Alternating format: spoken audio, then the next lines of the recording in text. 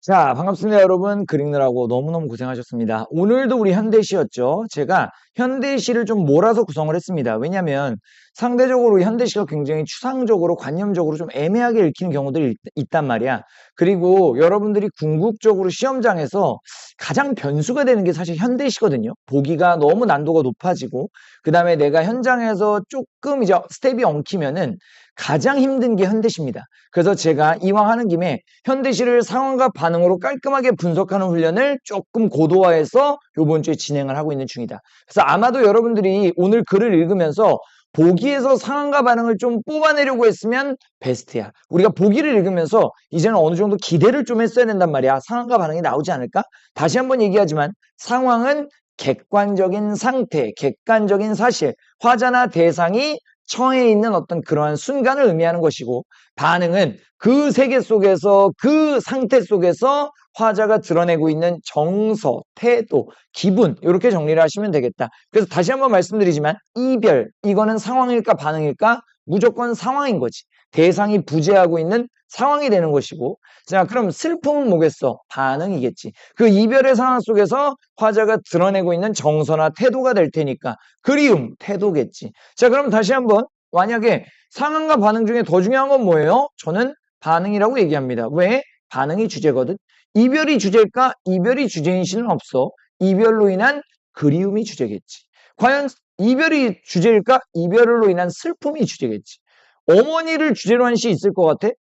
있지 않아요? 아니, 어머니에 대한 사랑이라던가 어머니에 대한 고마움이 주제겠지. 어머니 자체가 주제일 수는 없단 말이야. 그래서 항상 주제는 화자가 어떠한 상황 속에서 드러내고 있는 기분이다. 이렇게 생각을 하시면서 항상 우리는 반응, 그쵸? 상황과 반응으로 나눠서 시를 분석하자. 이런 말씀을 제가 그저께 하고 오늘 계속 이어서 드리는 겁니다. 그래서 지문 장학에도 제가 어떻게 정리했습니까? 상황과 반응으로. 심지어 여기는요. 사족 다 뺀 다음에 보기를 통해서 제가 정리했어요. 자, 보기 간단하게 읽으면 어떻습니까? 부재하는 임을 기다리며. 그럼 상황은 뭡니까?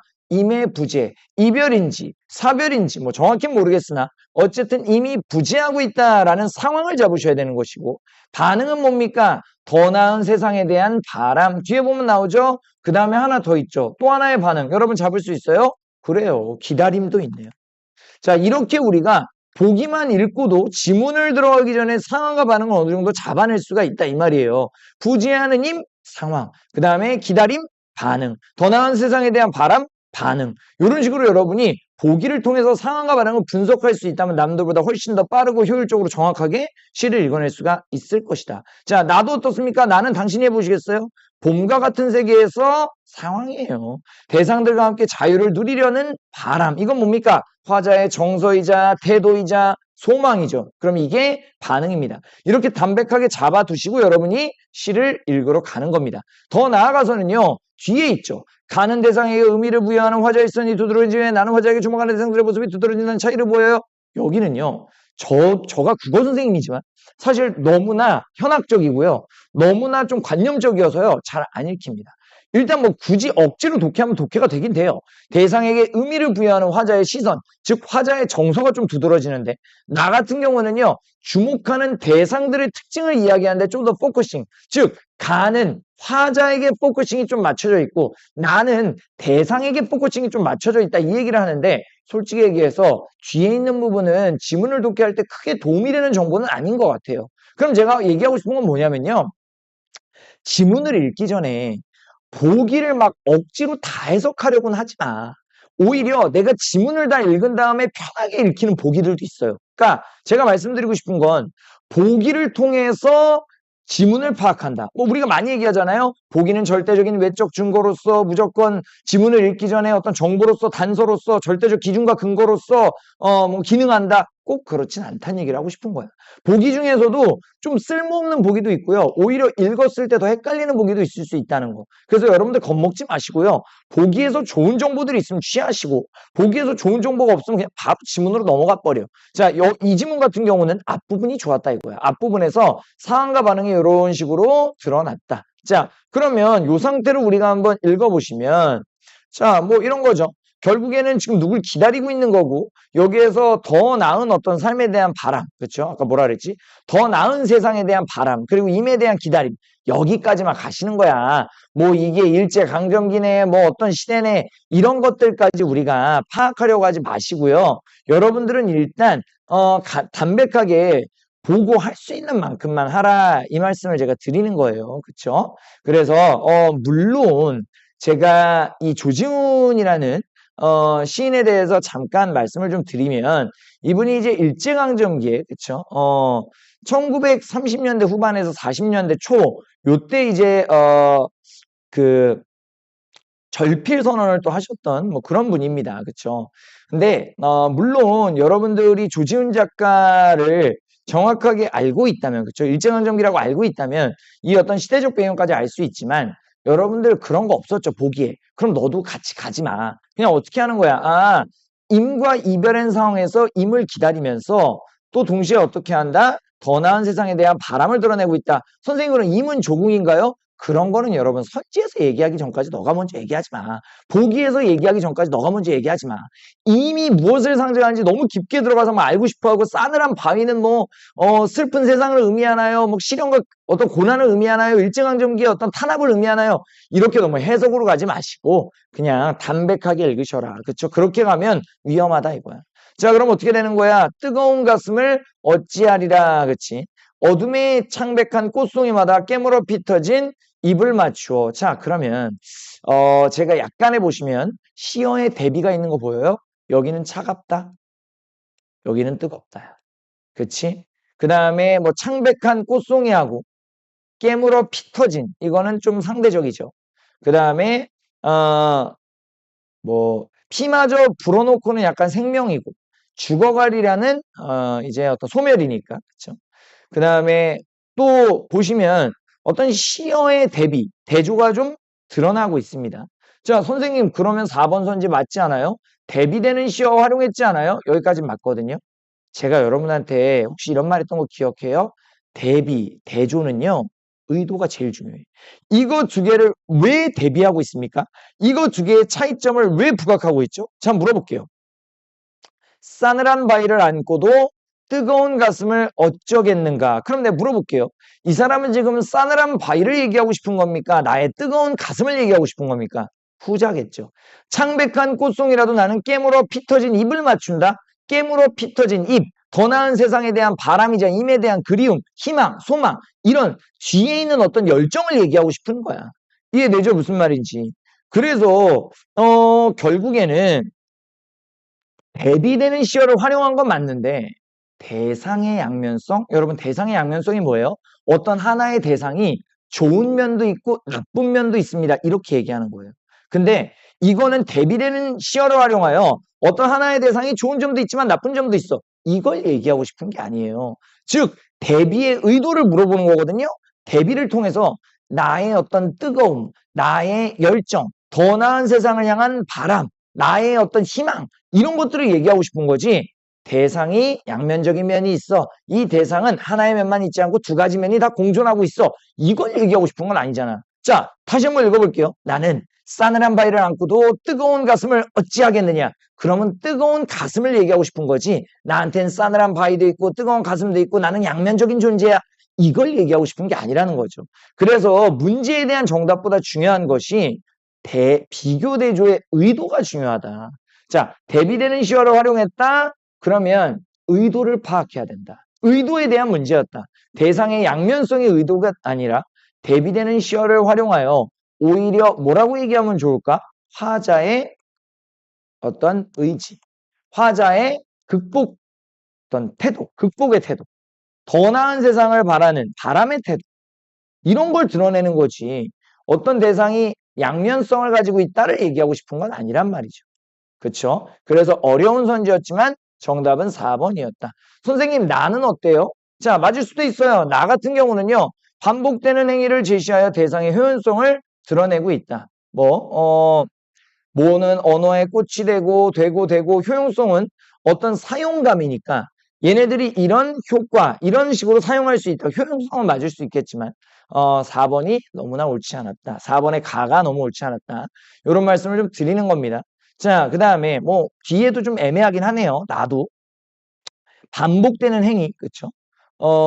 반복되는 행위는 정확하게 또 드러나 있진 않으니까. 어쨌든 뭐 가만 판단하겠습니다. 나는 논의의 실익이 없기 때문에. 자, 가가 그러면 옳지 않은 것이고. 그럼 2번은 어때요, 선생님? 자, 2번은요. 한번 봅시다. 아픈 가락 어디 있습니까? 자, 아픈 가락. 자, 이 피리의 아픈 가락 얘는요. 앞의 연과의 유기적 연결성이네요. 이 피리는요. 대나무로 만든 피리고요. 여기는 의로운 사람들이 피 흘린 곳에서 만들어진 거예요. 그러면 의로운 사람들이 보여준 희생과 서름을 드러내는 것이 맞겠다. 그쵸? 앞연, 앞행과의 유기적 연결성을 따져보면 결국에 이 피리의 노래는 대나무로 만든 피리가 부른 거야. 대나무로 만든 피리는 의로운 사람들이 피 흘린 곳에 의해서 만들어진 거야. 즉 의로운 사람들이 보여준 희생과 서름을 담고 있다. 그쵸? 의로운 사람들이 피를 흘렸다. 이거 충분히 우리가 희생으로 볼 수가 있을 것이고 흐느끼는 이라는 수식어를 통해서 우리가 서름까지도 허용할 수 있을 것이다. 자, 이렇게 보시면 될 것 같고요. 가나, 와, 얘가 오늘의 데일리 퀴즈로 구성됐습니다. 굉장히 좋은 문제고요. 오답률이 엄청나게 높았던 문항입니다. 실제로 아마 문학이 오답률이 이 정도 나오기가 쉽지 않은데 자, 얘 오답률을 한번 확인해 보시면 오답률이 드러나 있지는 않네요. 이 오답률이 굉장히 높았어요. 제 기억으로 아마 한 60% 정도의 정답률이니까 40% 정도의 오답률이 있었거든요. 그래서 요거는 굉장히 어려웠다. 자, 그러면 뭐였느냐? 우리가 제가 이런 말 했었습니다. 문학에서의 나열은요. 어떤 동일합. 자, 문학에서의 나열은요. 공통점이 의도인 경우가 많아요.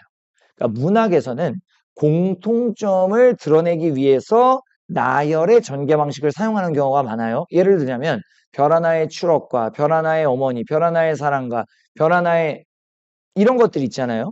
자, 요런 나열들은요. 결국에 내가 별을 통해서 느끼는 어떤 따스함이라던가 나를 어떤 이제 위로해 주는 것들 그런 어떤 그 대상들의 공통점을 여러분들께 드러내고 싶은 의도를 지니고 있는 거예요. 그렇죠? 반면에 비문학에서의 나열은 어때요? 제가 늘 드리는 예시가 있죠. 사람의 시력을 보정하는 것은 안경이 있고 렌즈가 있고 라식이 있다라고 하면 반드시 그 뒤에는 안경은 반면에 렌즈는 이런 식으로 갈 거다 이 말입니다. 그래서 비문학에서의 나열은요. 차이점을 드러내려고 하는 것이 의도인 경우가 많고요. 문학에서의 나열은요. 별 하나의 사랑과 별 하나의 추억과 별 하나의 어머니 그들 사이의 공통점 나를 위로해주는 존재 내가 사랑하는 존재 공통점을 드러내고 싶은 경우가 상당히 많다. 그럼 우리가 그 견지에서 생각을 해보시면 자 너무나 어려웠지만 보이시죠? 여러분들의 어떤 해석을 왜곡하는 거예요. 그리고 여러분들의 메타인지를 건드는 시였는데 자 봄은 자유다. 자 봐라. 꽃, 잎, 그쵸? 반짝이고 싶은 놈, 아지랑이, 그쵸? 자, 그 다음 위에도 한번 보겠습니다. 담벼, 라일락, 별, 똥하나. 자, 얘네들은요, 서로 공통적인 것들이라고요. 이제 내 언어 속에 쓰는 전부 다 공통적인 자연물들이래요. 자, 봐봐요. 담벽도 일로 와, 라일락도 일로 와, 별도 이리 와, 똥하나도 이리 와. 그래, 모두 이리 와서 내 언어 속에 서라. 이거잖아요. 근데 선지 한번 볼래요? 담벽 안에서. 봄과 같은 세계를 대상들과 공유하려고 있어? 여러분 담벽을 왜 차이점으로 가져가요? 담벽도 이리로 오고 그 다음에 뭐라고 얘기합니까? 라일락도 이리로 오고 별도 이리로 와지. 여러분들의 메타인지 오류예요. 담벽 당연히 무언가를 이제 두르고 있는 거 아니야? 이거는 여러분들의 고정관념이고 여러분의 어떤 편향적인 시선을 노린 선지다 이거야. 담벽은요. 라일락, 별, 똥하나하고 그냥 공통적으로 존재하는 자연물들이에요. 이제 내 언어 속에 서야 하는 자연물이라고요. 그러니까 여러분들은 담벽 안에서 봄과 같은 세계, 담벽과요. 봄과 같은 세계를 나누시면 안 돼요. 담벽도 수많은 어떤 나열된 자연물 중에 하나입니다. 무슨 말인지 알겠죠? 그래서 정답이 5번이었고 여러분의 어떤 편향적 시선을 고려했던 편향적 시선을 의도했던 그런 선지였다. 자, 그래서 제가 질문 다시 말씀드리는 거예요. 여러분들이 조금 더 효율적으로 시험장에서 행동하려면 비문학에서 나열 나오면 이제 차이점을 좀 잡아야겠네. 문학에서의 날 나오면 얘네들은 공통적인 속성이 아닌가라고 일단 생각을 해보시는 거예요. 근데 내가 절대적이라고 얘기하진 않았지. 여기 경우가 많다라고 봤죠? 그러니까 이렇게 생각하는 것이 효율적이라는 거지 무조건 이분법적으로 이렇게 가지는 마셔라. 다만 이렇게 생각하는 게 훨씬 더 현장에서 효율적이고 속도감을 우리가 부여할 수가 있다. 문제 푸는 데 있어서 이런 말씀을 좀 드리면서 정답을 5번으로 가져가는 겁니다. 1, 2, 3, 4는 어려웠지만 여러분이 상황과 반응을 통해서 담백하게 좀 분석을 한 그 시를 통해서 선지를 세밀하게 파악했으면 아마 정답을 가져갈 수가 있을 겁니다. 자, 4는요. 보기를 절대적인 기준과 근거로 했어야 되는데요. 자, 뭐라고 얘기하냐면 시인이요. 기존의 언어 방식, 언어 사용 방식에서 벗어나려는 시도를 해서 결국에는 언어하고 대상 모두 자유롭게 만들어주려고 한다. 너무 뜬구름 잡는 소리지만 우리가 이제 얘는요. 자, 이런 보기죠. 얘는요. 우리가 작품 읽기 전에 봤으면 뭔 말인지 잘 몰라요. 오히려 우리가 작품을 읽으면서 보기를 좀 나중에 보는 게 나았을 수도 있습니다. 디귿 같은 경우가 그거죠. 결국에 그래 봄이 자유가 아니면 꽃피는 지옥이라고 하자. 자, 이 표현이 결국에는 새로운 표현입니다. 그렇죠? 봄이 자유가 아니라면 새롭게 오히려 꽃피는 지옥이라고 해보자. 이것은 결국에 새로운 표현이고 그래서 이제는 보기를 그대로 대입하면 됩니다. 언어도 그렇고 대상도 그렇고 자유를 얻을 가능성 자 여기에 그대로 나와 있잖아요. 그래서 보기하고 지문하고 선지를 잘 매칭시켜야 하는 그런 문제였다. 어려웠습니다. 굉장히 어려워서 정답이 3번이 되는 것이다. 자, 이렇게 우리가 정리하고요. 나머지는 여러분들이 해설지를 통해서 좀 빡세게 정리를 해보시길 바라겠고요. 최근 지문이었습니다. 24년도 대학 수학능력시험 대비 6평 지문이었으니까요. 여러분들 난이도가 요즘 지문들이 문학 난이도가 굉장히 높잖아요. 그래서 여러분들 좀 당황했을 건데 차근차근 분석하시면서 여러분들이 좀 다시 한번 상황과 반응을 나눠보는 시간이 좀 됐으면 좋겠습니다. 하여튼 여러분들 오늘도 너무너무 고생하셨고요. 요즘 이제 많이 춥고 그죠? 여러모로 이제 개학도 다가오고 저한테 이제 제출할 때 요새 너무 힘들다, 요새 불안하다 뭐 이렇게 얘기하는 친구들 많은데 지금 이제 거친 파도가 막 치고 있다면 우리가 유능한 뱃사공이 이제 돼가는 과정이라고 저는 생각을 합니다. 그래서 오늘도 여러분 힘내시고 그래도 이렇게 하루 한 지문 마무리하는 여러분들 이미 승리자다. 그렇죠? 그러니까 항상 자신을 믿고 여러분들 열심히 오늘 또 하루 보내시길 바라면서 저는 인사를 드리겠습니다. 오늘 너무너무 고생했습니다. 파이팅!